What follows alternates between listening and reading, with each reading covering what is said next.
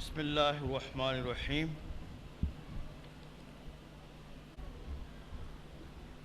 الصلاۃ والسلام علی رسولہ الکریم وعلی آلہ واصحابہ اجمعین والعاقبۃ للمتقین، اما بعد۔ فقال اللہ تعالی فی قرآن المجید: اعوذ باللہ من الشیطان الرجیم، بسم اللہ الرحمن الرحیم۔ یا ایہا الذین آمنوا قوا انفسکم واہلیکم نارا۔ صدق اللہ العظیم۔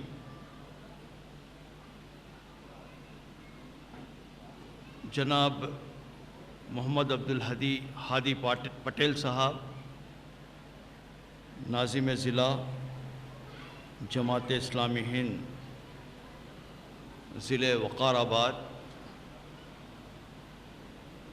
جناب محمد خواجہ صاحب پاشا بھائی، ناظم ضلع محبوب نگر و ونپرتی، جناب سید کمال اطہر صاحب صدر WPI تلنگانہ،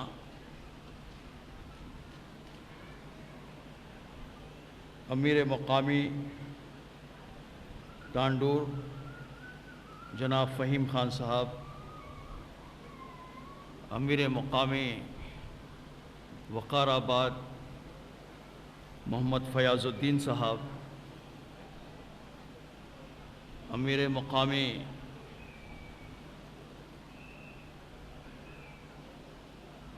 پرگی جناب محمد عادل صاحب، قاضی سید عزیز الدین صابر صاحب سابق ناظم ضلع، دیگر ذمہ داران،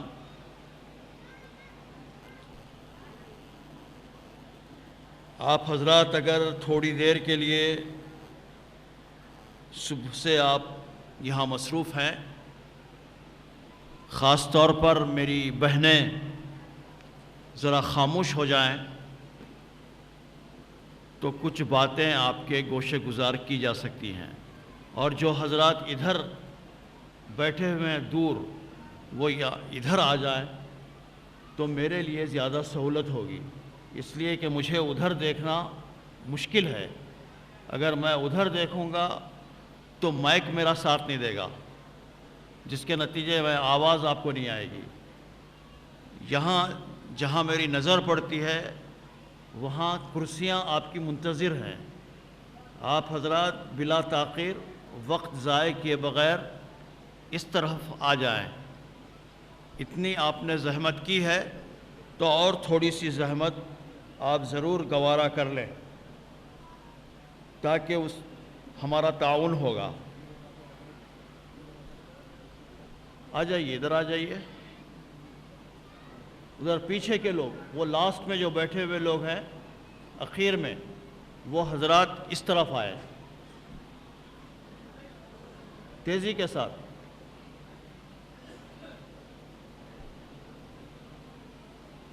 یہ کانفرنس منعقد کی گئی ہے متحد ہونے کے لیے، ایک جگہ جمع ہونے کے لیے۔ ایک جگہ جب جمع ہوں گے تو ہم طاقت بنیں گے، منتشر ہوں گے تو پراگندہ ہو جائیں گے، اور ہمارا وزن ختم ہو جائے گا، ہماری ہوا اکھڑ جائے گی۔ اس لیے ہم منظم ہو کر ایک ڈسپلن کے ساتھ میں ہم بیٹھے ہیں۔ آئیے، جلدی آئیے۔ دوستو، بزرگوں، ضلع وقار آباد کی یہ کانفرنس جو آج صبح سے جاری ہے، اس میں بہت سی باتیں ہم نے سنی اور سیکھنے کی کوشش کی۔ سب سے پہلے تو درس قرآن ہوا، محمد خواجہ صاحب پاشا بھائی نے درس قرآن دیا انہی آیات کا، اور پھر ناظم ضلع نے افتتاحی خطاب فرمایا، عبدالہادی پٹیل صاحب نے، اور شہر حیدرآباد کے ناظم جناب حافظ محمد رشاد الدین صاحب نے توحید کے اثرات انسانی زندگی پر خطاب فرمایا، جس کے اندر بہت سی اہم باتیں، توحید کس طرح آدمی کو اندر سے بناتی ہے اور توحید کی جو قوت اور طاقت پائی جاتی ہے اس کو انہوں نے بہت ہی احسن طریقے سے ہمارے سامنے بیان کیا۔ اور توحید ہی دراصل اصل جوہر ہے، توحید یہ باری تعالی ہمارے اندر اس کا اضمحلال جب پیدا ہوا تو ہمارے اندر بڑی خرابیاں پیدا ہو گئیں، ہم آہستہ آہستہ کم ہمت ہوتے چلے گئے۔ تو یہ جو توحید ہے اور یہ جو توحید کی امانت ہے وہ ہم کو زندہ رکھتی ہے۔ باطل سے ڈرنے والے اے آسمان نہیں ہم، باطل سے ڈرنے والے اے آسمان نہیں ہم، 100 بار کر چکا ہے امتحان ہمارا، توحید کی امانت سینوں میں ہے ہمارے، توحید کی امانت سینوں میں ہے ہمارے، آسان نہیں مٹانا نام و نشاں ہمارا۔ تو یہ وہ امانت ہے جو ہمارے پاس موجود ہے، اس کو شعوری طور پر اختیار کرنا ضروری ہے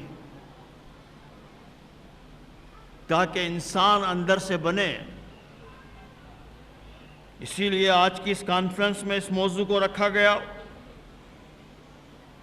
تاکہ ملت اسلامیہ جو اپنی اصلی اساس ہے، جو اصل بنیاد ہے، کلمہ توحید، کلمہ طیبہ، اس کا وہ شعور حاصل کر سکے۔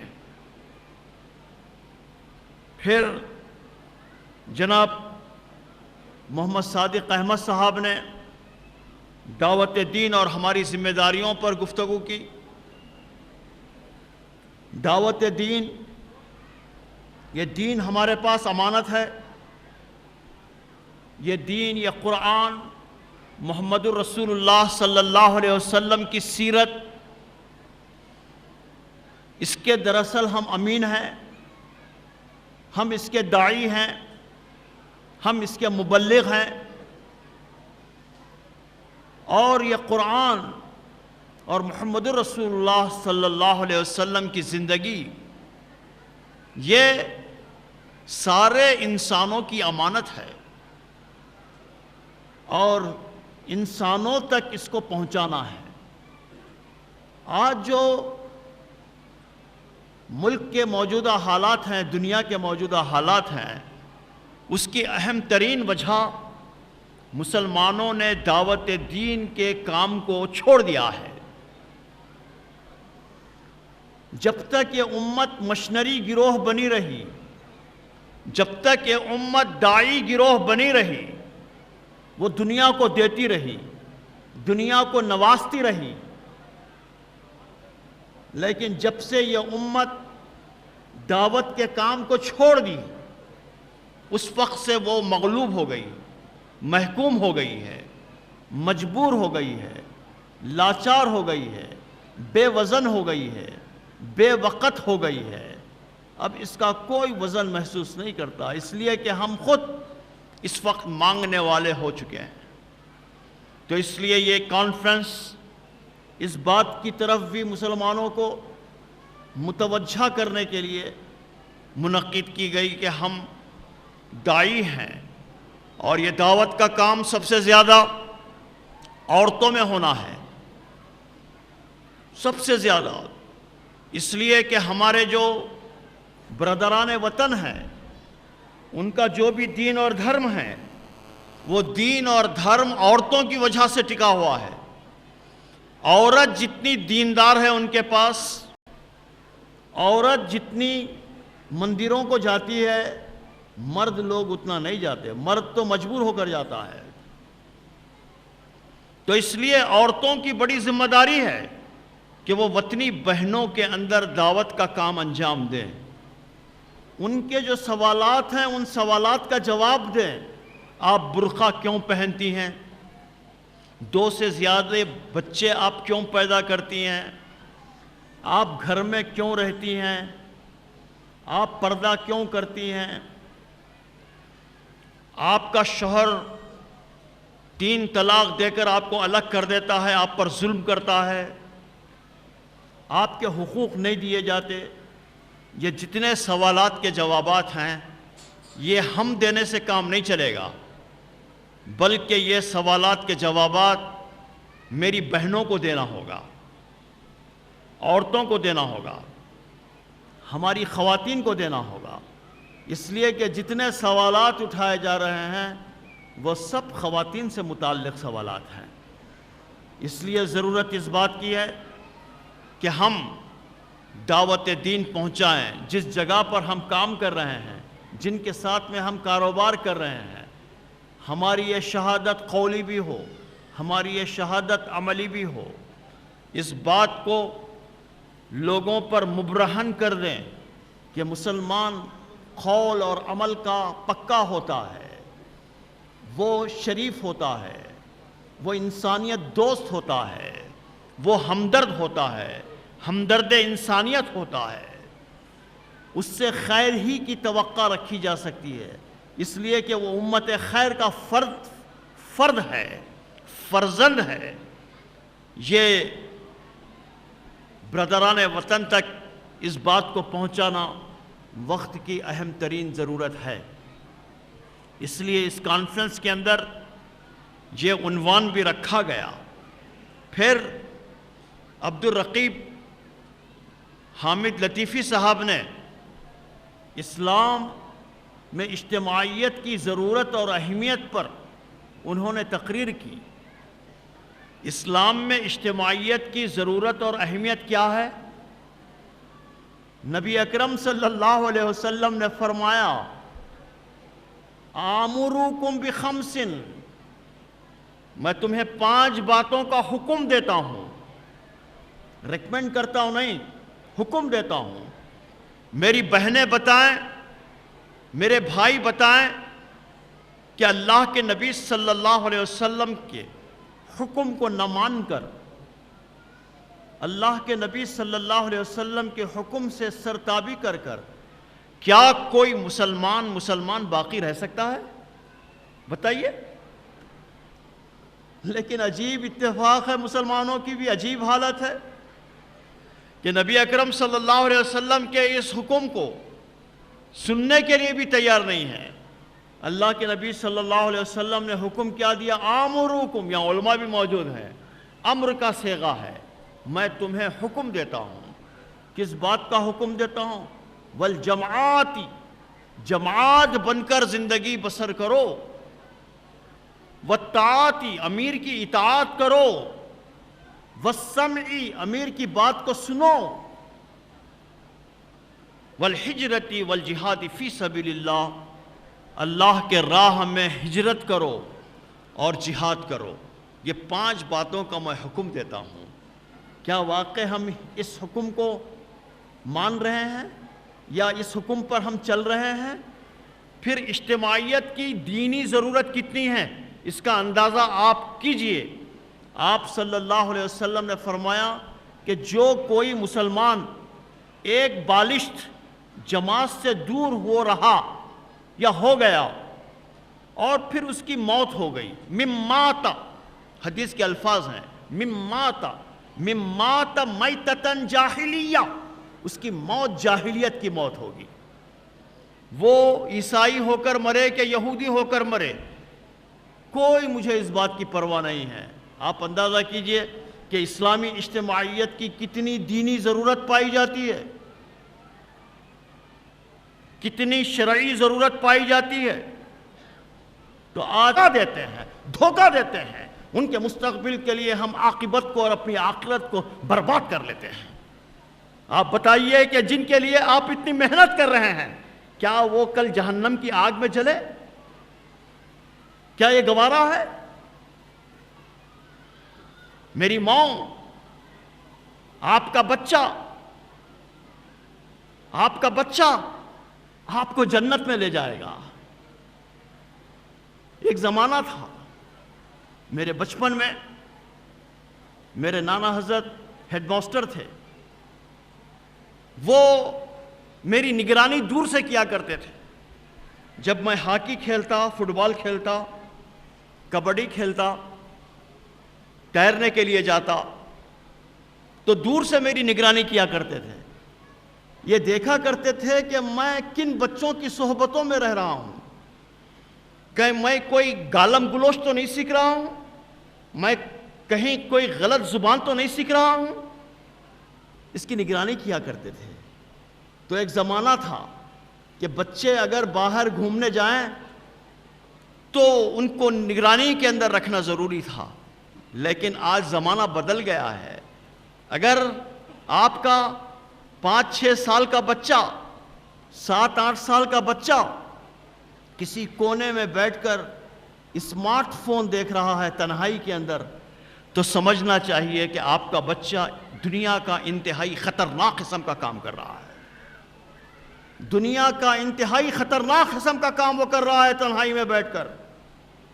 اور آپ اپنی اولاد کو اسمارٹ بنانا چاہتے ہیں تو سب سے پہلے ہمدردی کے ساتھ ان کے پاس سے اسمارٹ فون کو لے لیجئے۔ آپ ان کو مرحوم نوکیا کا ایک فون دے دیجئے تاکہ آپ کو کنٹیکٹ کے اندر آ سکیں، وہ اسکول کالج وغیرہ جائیں تو آپ سے بات کر سکیں۔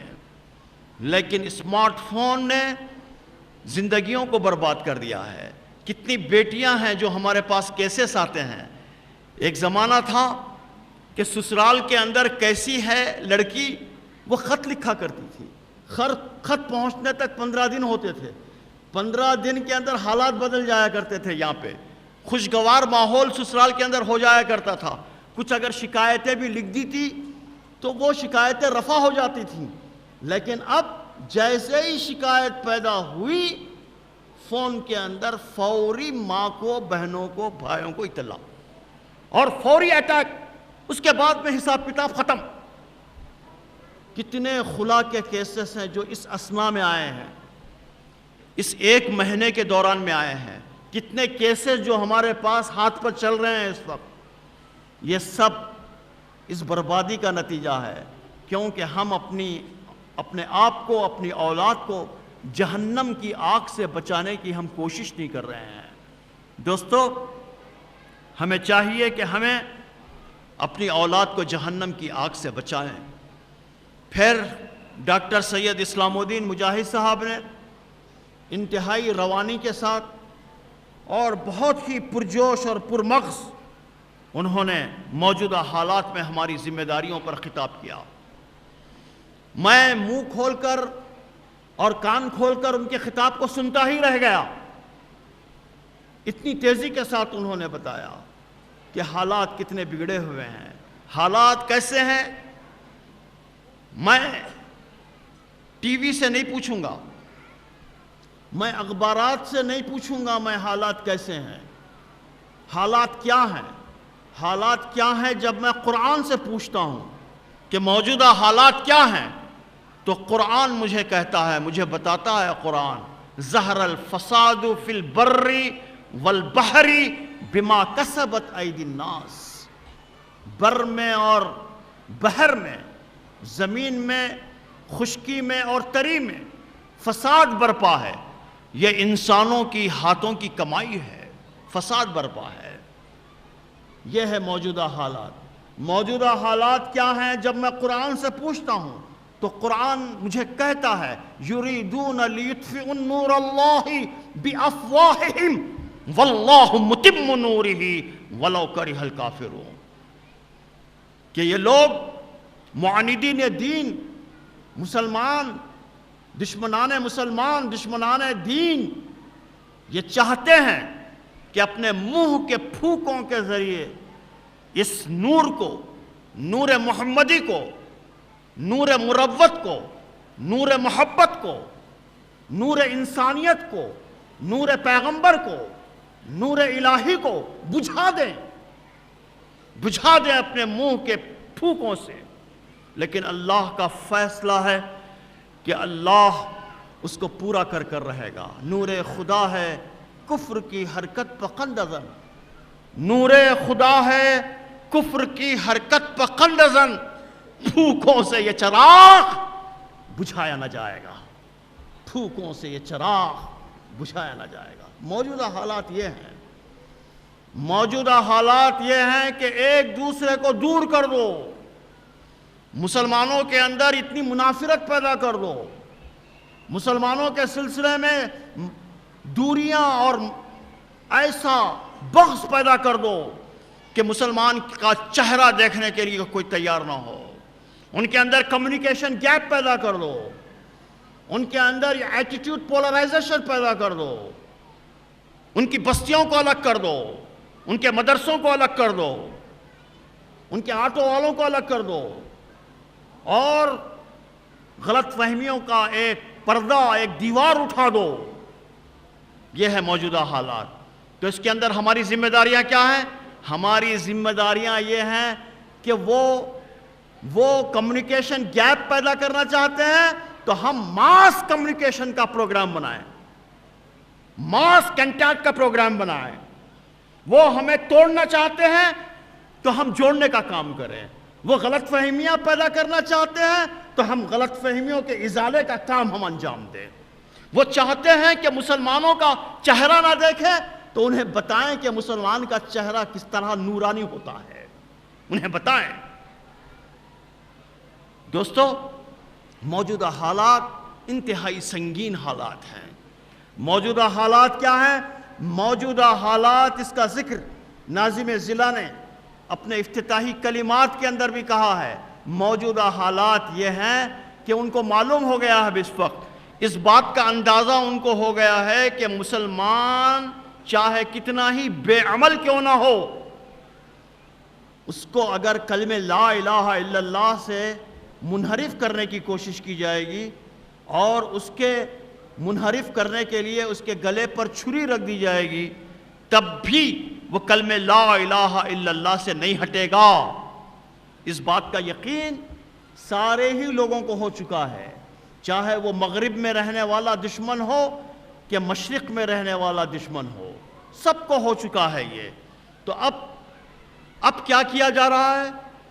وہ جانتے ہیں کہ ان کو مرتد نہیں کیا جا سکتا، کلمہ لا الہ الا اللہ سے ان کو منحرف نہیں کیا جا سکتا، تو اس کے لیے اب وہ تہذیبی ارتداد، تمدنی الغار،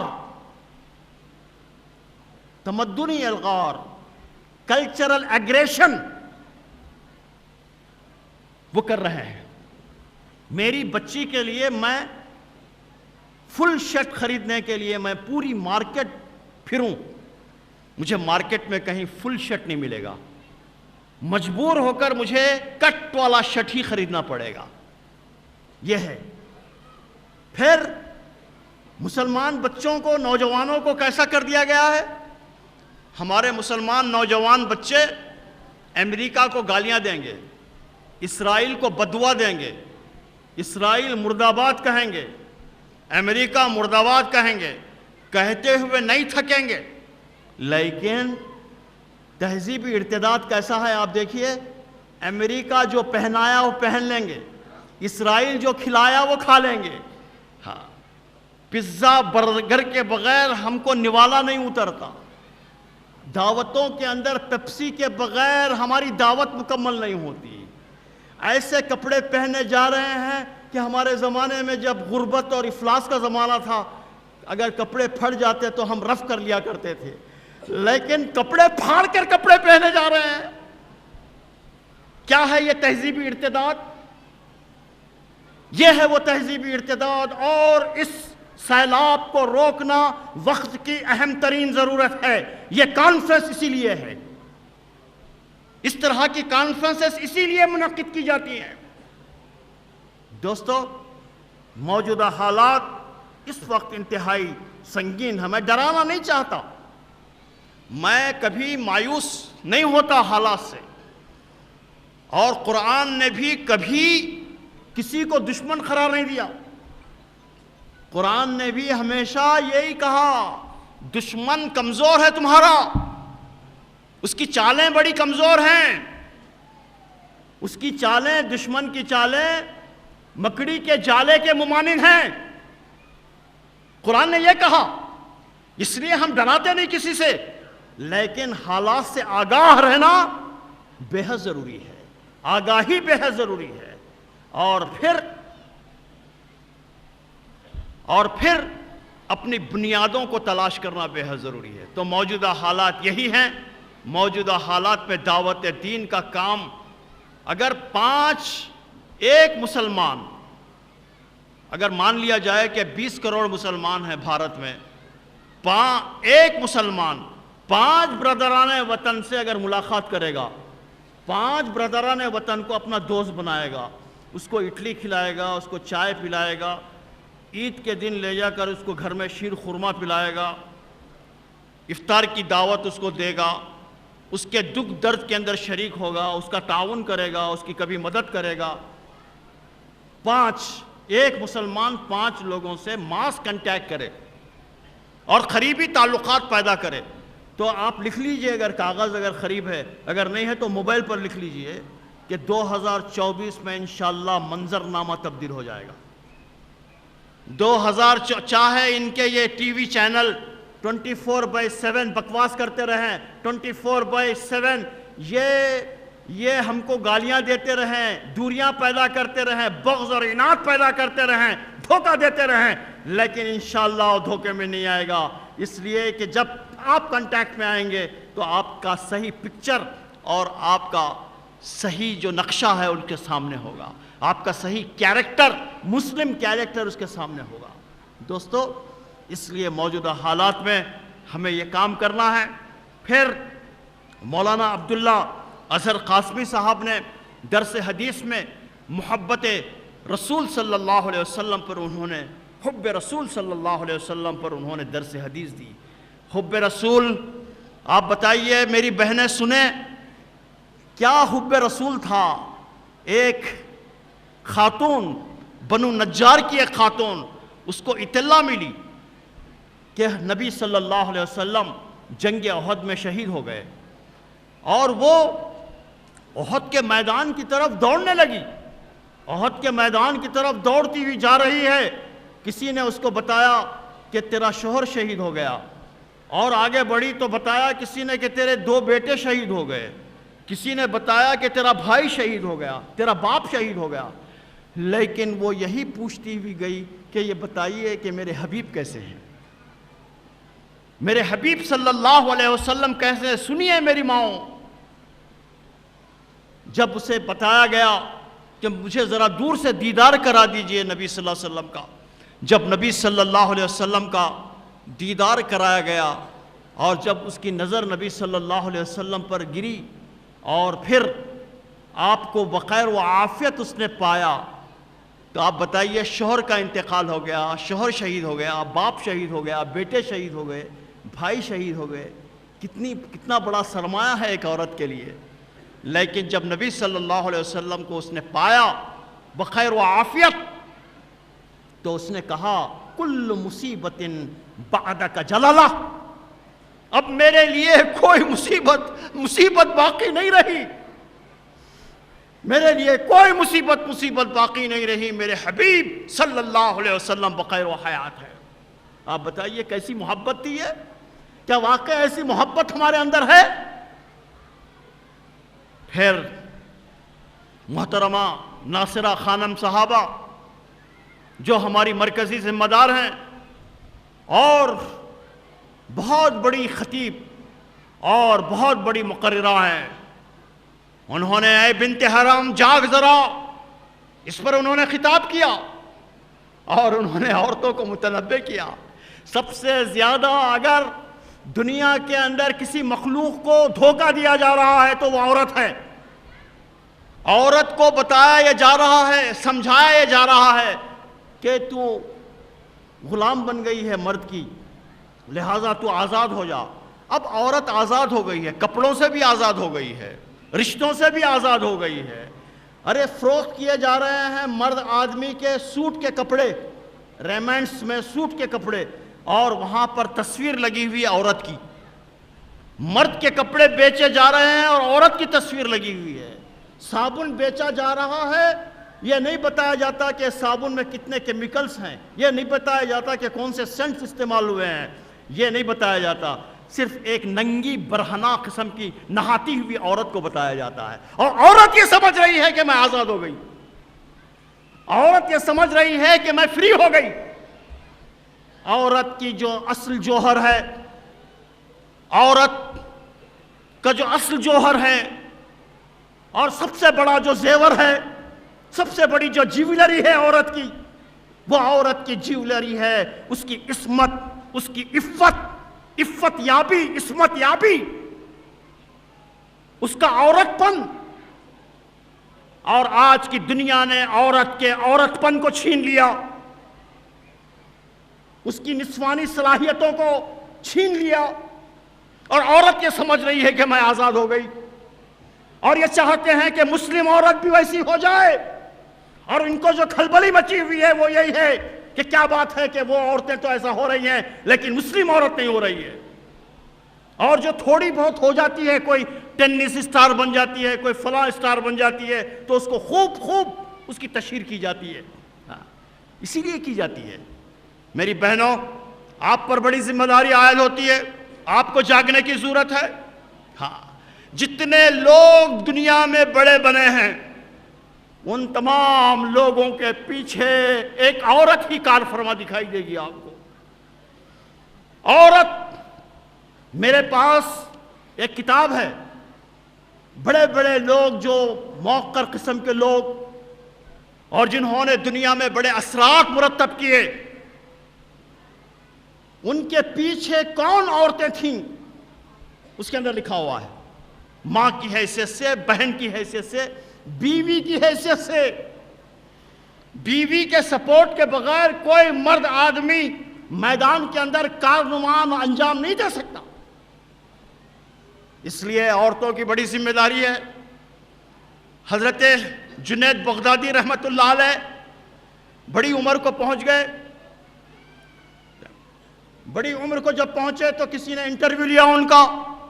انٹرویو لیتے ہوئے پوچھا کہ اے جنید بغدادی، یہ بتائیے کہ آپ تصوف کی دنیا کے اتنے بڑے چمکتے ہوئے ستارے بن گئے، آپ ایسا کیسے اتنے بڑے آدمی بن گئے؟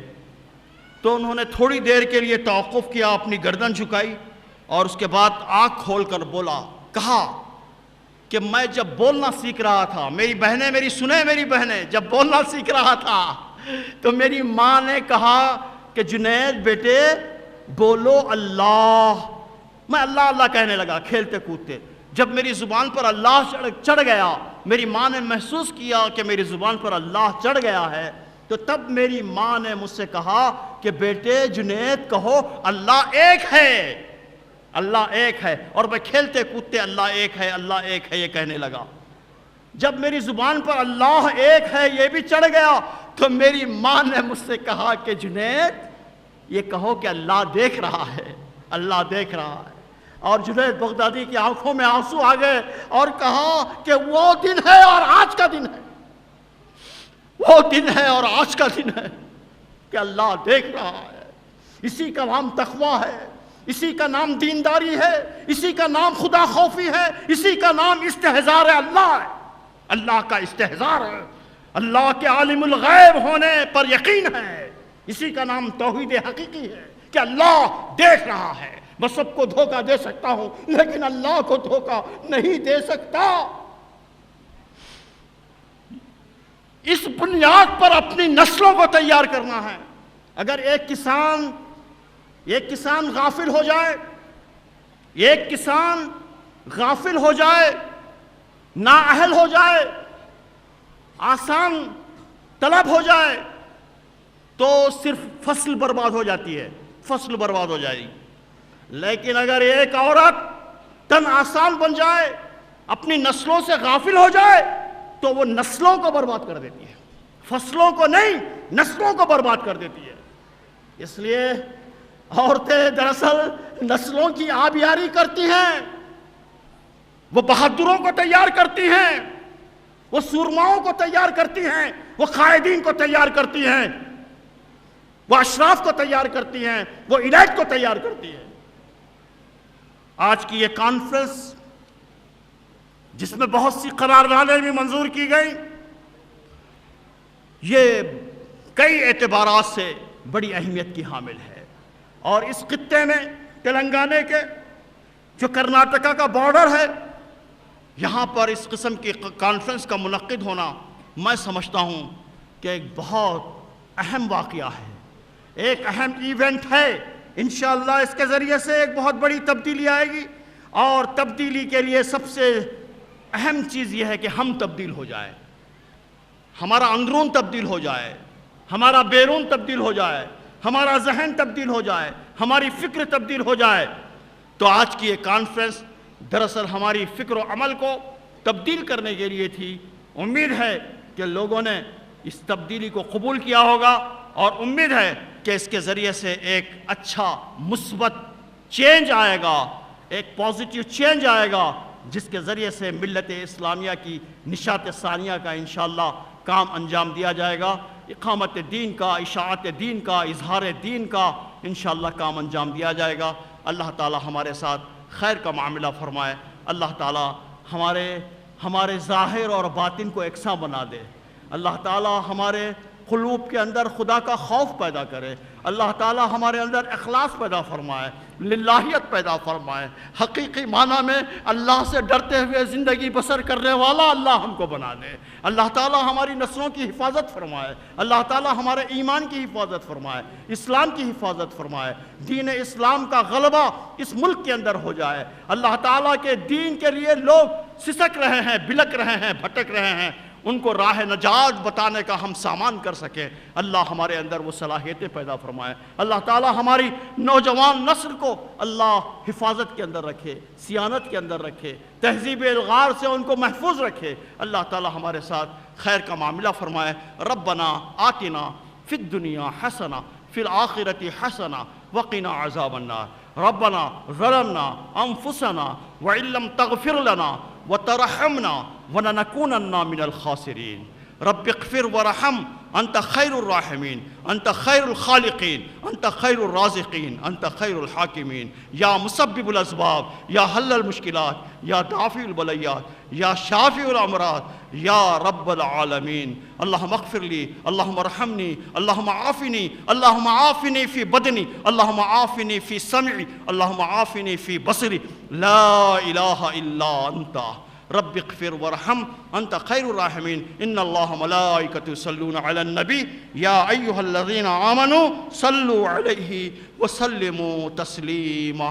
اللہم صل علی سیدنا وشفیعنا وحبیبنا ومولانا محمد وعلی آلہ واصحابہ وازواجہ واولادہ واحفادہ اجمعین، سبحان ربک رب العزۃ عما یصفون وسلام علی المرسلین۔ مایوس نہیں ہوتا حالات سے، اور قرآن نے بھی کبھی کسی کو دشمن قرار نہیں دیا، قرآن نے بھی ہمیشہ یہی کہا، دشمن کمزور ہے تمہارا، اس کی چالیں بڑی کمزور ہیں، اس کی چالیں، دشمن کی چالیں مکڑی کے جالے کے ممانند ہیں، قرآن نے یہ کہا۔ اس لیے ہم ڈراتے نہیں کسی سے، لیکن حالات سے آگاہ رہنا بے حد ضروری ہے، آگاہی بے حد ضروری ہے، اور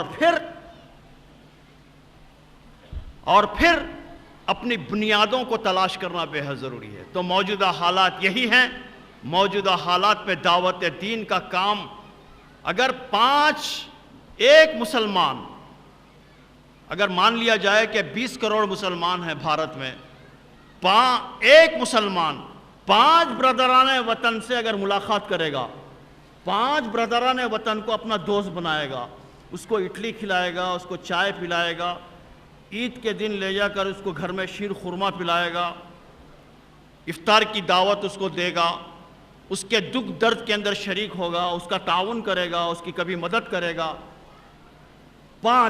ایک مسلمان 5 لوگوں سے ماس کنٹیکٹ کرے اور قریبی تعلقات پیدا کرے، تو آپ لکھ لیجئے، اگر کاغذ اگر قریب ہے، اگر نہیں ہے تو موبائل پر لکھ لیجئے کہ 2024 میں انشاءاللہ منظرنامہ تبدیل ہو جائے گا۔ چاہے ان کے یہ ٹی وی چینل 24/7 بکواس کرتے رہیں، 24/7 یہ ہم کو گالیاں دیتے رہیں، دوریاں پیدا کرتے رہیں، بغض اور عناد پیدا کرتے رہیں، دھوکہ دیتے رہیں، لیکن انشاءاللہ وہ دھوکے میں نہیں آئے گا، اس لیے کہ جب آپ کنٹیکٹ میں آئیں گے تو آپ کا صحیح پکچر اور آپ کا صحیح جو نقشہ ہے ان کے سامنے ہوگا، آپ کا صحیح کیریکٹر، مسلم کیریکٹر اس کے سامنے ہوگا۔ دوستو، اس لیے موجودہ حالات میں ہمیں یہ کام کرنا ہے۔ پھر مولانا عبداللہ اظہر قاسمی صاحب نے درس حدیث میں محبت رسول صلی اللہ علیہ وسلم پر انہوں نے حب رسول صلی اللہ علیہ وسلم پر انہوں نے درس حدیث دی۔ حب رسول، آپ بتائیے میری بہنیں سنیں، کیا حب رسول تھا؟ ایک خاتون، بنو نجار کی ایک خاتون، اس کو اطلاع ملی کہ نبی صلی اللہ علیہ وسلم جنگ احد میں شہید ہو گئے، اور وہ احد کے میدان کی طرف دوڑنے لگی، احد کے میدان کی طرف دوڑتی ہوئی جا رہی ہے۔ کسی نے اس کو بتایا کہ تیرا شوہر شہید ہو گیا، اور آگے بڑھی تو بتایا کسی نے کہ تیرے 2 بیٹے شہید ہو گئے، کسی نے بتایا کہ تیرا بھائی شہید ہو گیا، تیرا باپ شہید ہو گیا، لیکن وہ یہی پوچھتی ہوئی گئی کہ یہ بتائیے کہ میرے حبیب کیسے ہیں، میرے حبیب صلی اللہ علیہ وسلم کیسے ہیں؟ سنیے میری ماؤں، جب اسے بتایا گیا کہ مجھے ذرا دور سے دیدار کرا دیجئے نبی صلی اللہ علیہ وسلم کا، جب نبی صلی اللہ علیہ وسلم کا دیدار کرایا گیا اور جب اس کی نظر نبی صلی اللہ علیہ وسلم پر گری اور پھر آپ کو بخیر و عافیت اس نے پایا، تو آپ بتائیے شوہر کا انتقال ہو گیا، شوہر شہید ہو گیا، باپ شہید ہو گیا، بیٹے شہید ہو گئے، بھائی شہید ہو گئے، کتنا بڑا سرمایہ ہے ایک عورت کے لیے، لیکن جب نبی صلی اللہ علیہ وسلم کو اس نے پایا بخیر و عافیت، تو اس نے کہا کل مصیبت بعدک جلالہ، اب میرے لیے کوئی مصیبت باقی نہیں رہی، میرے لیے کوئی مصیبت باقی نہیں رہی، میرے حبیب صلی اللہ علیہ وسلم بخیر و حیات ہے۔ آپ بتائیے کیسی محبت تھی ہے؟ کیا واقعی ایسی محبت ہمارے اندر ہے؟ پھر محترمہ ناصرہ خانم صحابہ جو ہماری مرکزی ذمہ دار ہیں اور بہت بڑی خطیب اور بہت بڑی مقررہ ہیں، انہوں نے اے بنت حرام جاگ ذرا، اس پر انہوں نے خطاب کیا اور انہوں نے عورتوں کو متنبہ کیا۔ سب سے زیادہ اگر دنیا کے اندر کسی مخلوق کو دھوکہ دیا جا رہا ہے تو وہ عورت ہے، عورت کو بتایا جا رہا ہے، سمجھایا جا رہا ہے کہ تو غلام بن گئی ہے مرد کی، لہٰذا تو آزاد ہو جا۔ اب عورت آزاد ہو گئی ہے، کپڑوں سے بھی آزاد ہو گئی ہے، رشتوں سے بھی آزاد ہو گئی ہے۔ ارے فروخت کیے جا رہے ہیں مرد آدمی کے سوٹ کے کپڑے، ریمنڈس میں سوٹ کے کپڑے، اور وہاں پر تصویر لگی ہوئی ہے عورت کی، مرد کے کپڑے بیچے جا رہے ہیں اور عورت کی تصویر لگی ہوئی ہے۔ صابن بیچا جا رہا ہے، یہ نہیں بتایا جاتا کہ صابن میں کتنے کیمیکلز ہیں، یہ نہیں بتایا جاتا کہ کون سے سینٹس استعمال ہوئے ہیں، یہ نہیں بتایا جاتا، صرف ایک ننگی برہنہ قسم کی نہاتی ہوئی عورت کو بتایا جاتا ہے، اور عورت یہ سمجھ رہی ہے کہ میں آزاد ہو گئی، عورت یہ سمجھ رہی ہے کہ میں فری ہو گئی۔ عورت کی جو اصل جوہر ہے، عورت کا جو اصل جوہر ہے اور سب سے بڑا جو زیور ہے، سب سے بڑی جو جیولری ہے عورت کی، وہ عورت کی جیولری ہے اس کی عصمت، اس کی عفت یابی، عصمت یابی، اس کا عورت پن۔ اور آج کی دنیا نے عورت کے عورت پن کو چھین لیا، اس کی نسوانی صلاحیتوں کو چھین لیا، اور عورت یہ سمجھ رہی ہے کہ میں آزاد ہو گئی، اور یہ چاہتے ہیں کہ مسلم عورت بھی ویسی ہو جائے، اور ان کو جو کھلبلی مچی ہوئی ہے وہ یہی ہے کہ کیا بات ہے کہ وہ عورتیں تو ایسا ہو رہی ہیں لیکن مسلم عورت نہیں ہو رہی ہے، اور جو تھوڑی بہت ہو جاتی ہے، کوئی ٹینس اسٹار بن جاتی ہے، کوئی فلاں اسٹار بن جاتی ہے، تو اس کو خوب اس کی تشہیر کی جاتی ہے، اسی لیے کی جاتی ہے۔ میری بہنوں، آپ پر بڑی ذمہ داری عائد ہوتی ہے، آپ کو جاگنے کی ضرورت ہے۔ ہاں، جتنے لوگ دنیا میں بڑے بنے ہیں ان تمام لوگوں کے پیچھے ایک عورت ہی کار فرما دکھائی دے گی آپ کو۔ عورت، میرے پاس ایک کتاب ہے، بڑے بڑے لوگ جو موقر قسم کے لوگ اور جنہوں نے دنیا میں بڑے اثرات مرتب کیے، ان کے پیچھے کون عورتیں تھیں اس کے اندر لکھا ہوا ہے، ماں کی حیثیت سے، بہن کی حیثیت سے، بیوی کی حیثیت سے۔ بیوی کے سپورٹ کے بغیر کوئی مرد آدمی میدان کے اندر کارنامہ انجام نہیں دے سکتا۔ اس لیے عورتوں کی بڑی ذمہ داری ہے۔ حضرت جنید بغدادی رحمت اللہ علیہ بڑی عمر کو پہنچ گئے۔ بڑی عمر کو جب پہنچے تو کسی نے انٹرویو لیا ان کا۔ انٹرویو لیتے ہوئے پوچھا کہ اے جنید بغدادی، یہ بتائیے کہ آپ تصوف کی دنیا کے اتنے بڑے چمکتے ہوئے ستارے بن گئے، آپ ایسا کیسے اتنے بڑے آدمی بن گئے؟ تو انہوں نے تھوڑی دیر کے لیے توقف کیا، اپنی گردن جھکائی اور اس کے بعد آنکھ کھول کر کہا کہ میں جب بولنا سیکھ رہا تھا، میری بہنیں میری سنیں، میری بہنیں، جب بولنا سیکھ رہا تھا تو میری ماں نے کہا کہ جنید بیٹے بولو اللہ۔ میں اللہ اللہ کہنے لگا کھیلتے کودتے۔ جب میری زبان پر اللہ چڑھ گیا، میری ماں نے محسوس کیا کہ میری زبان پر اللہ چڑھ گیا ہے، تو تب میری ماں نے مجھ سے کہا کہ بیٹے جنید کہو اللہ ایک ہے، اللہ ایک ہے، اور میں کھیلتے کودتے اللہ ایک ہے، اللہ ایک ہے یہ کہنے لگا۔ جب میری زبان پر اللہ ایک ہے یہ بھی چڑھ گیا تو میری ماں نے مجھ سے کہا کہ جنید یہ کہو کہ اللہ دیکھ رہا ہے، اللہ دیکھ رہا ہے۔ اور جنید بغدادی کی آنکھوں میں آنسو آ گئے اور کہا کہ وہ دن ہے اور آج کا دن ہے، وہ دن ہے اور آج کا دن ہے کہ اللہ دیکھ رہا ہے۔ اسی کا نام تقوی ہے، اسی کا نام دینداری ہے، اسی کا نام خدا خوفی ہے، اسی کا نام استحضار اللہ ہے، اللہ کا استحضار ہے، اللہ کے عالم الغیب ہونے پر یقین ہے، اسی کا نام توحید حقیقی ہے کہ اللہ دیکھ رہا ہے۔ میں سب کو دھوکہ دے سکتا ہوں لیکن اللہ کو دھوکہ نہیں دے سکتا۔ اس بنیاد پر اپنی نسلوں کو تیار کرنا ہے۔ اگر ایک کسان غافل ہو جائے، ایک کسان غافل ہو جائے، نااہل ہو جائے، آسان طلب ہو جائے تو صرف فصل برباد ہو جاتی ہے، فصل برباد ہو جائے گی۔ لیکن اگر ایک عورت تن آسان بن جائے، اپنی نسلوں سے غافل ہو جائے تو وہ نسلوں کو برباد کر دیتی ہے، فصلوں کو نہیں نسلوں کو برباد کر دیتی ہے۔ اس لیے عورتیں دراصل نسلوں کی آبیاری کرتی ہیں، وہ بہادروں کو تیار کرتی ہیں، وہ سورماؤں کو تیار کرتی ہیں، وہ قائدین کو تیار کرتی ہیں، وہ اشراف کو تیار کرتی ہیں، وہ ایلیٹ کو تیار کرتی ہیں۔ آج کی یہ کانفرنس جس میں بہت سی قراردادیں بھی منظور کی گئی، یہ کئی اعتبارات سے بڑی اہمیت کی حامل ہے، اور اس خطے میں تلنگانہ کے جو کرناٹکا کا بارڈر ہے، یہاں پر اس قسم کی کانفرنس کا منعقد ہونا میں سمجھتا ہوں کہ ایک بہت اہم واقعہ ہے، ایک اہم ایونٹ ہے۔ انشاءاللہ اس کے ذریعے سے ایک بہت بڑی تبدیلی آئے گی، اور تبدیلی کے لیے سب سے اہم چیز یہ ہے کہ ہم تبدیل ہو جائیں، ہمارا اندرون تبدیل ہو جائے، ہمارا بیرون تبدیل ہو جائے، ہمارا ذہن تبدیل ہو جائے، ہماری فکر تبدیل ہو جائے۔ تو آج کی یہ کانفرنس دراصل ہماری فکر و عمل کو تبدیل کرنے کے لیے تھی۔